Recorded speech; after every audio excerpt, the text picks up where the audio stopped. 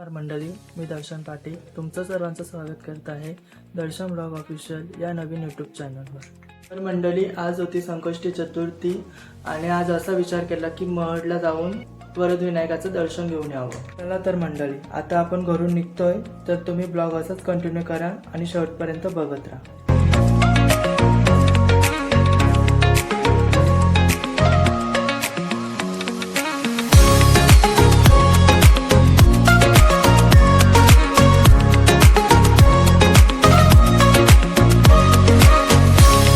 जात असताना आम्ही उतरलो CNG भरायला।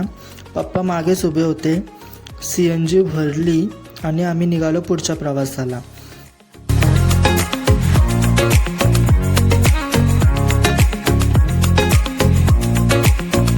पुढे जात असताना आम्हाला लागले एक विमान। खोपोली किंवा महडला जाताना कोणी कोणी हा विमान बघितला आहे ते कमेंट करून नक्कीच सांगा। आणि हा विमानाचा व्ह्यू मला जास्त दाखवता नाही आलं कारण झाडे होती मध्ये आणि नॉर्मल धुकाही पडला होता। आणि नंतर फायनली 1.5 तासाचा प्रवास करून आम्ही महडला पोचलो आणि समोर दिसते आपल्याला महडची कमान। महडला पोचल्यानंतर आम्ही पार्किंग केली, गाडी पार्किंग केली आणि बघतोय तर भली मोठी लाईन होती।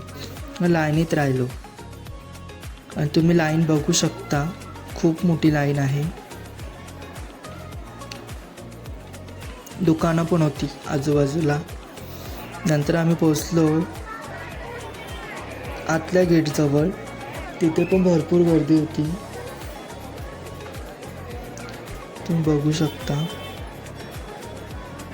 नंतर दर्शन घेतलं आणि निघालो पाठीमागच्या बाजूस।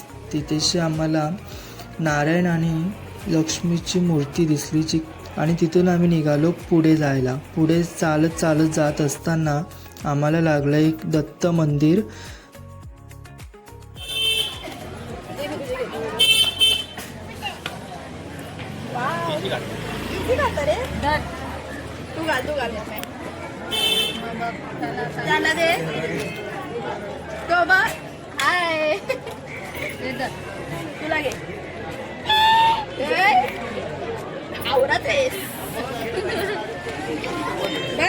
त्यानंतर रिटर्न जात असताना यांना फोटो, जिकडे जातील तिकडे फोटो काढायची भरपूर आवड, तुम्ही बघू शकता। जातील तिकडे फोटोज काढत असतात दोघे पण। नंतर आम्ही विनायक हॉटेलमध्ये गेलो। खूप भूक लागली होती, दुपारचा टाईम पण झाला होता। नंतर आम्ही वडापावची ऑर्डर दिली। वडापाव आले, मयूरने भरला पावात वडा आणि खायची सुरुवात केली, बघू शकता। नंतर वडापाव खाऊन झाल्यानंतर रिक्षाला घातला हार।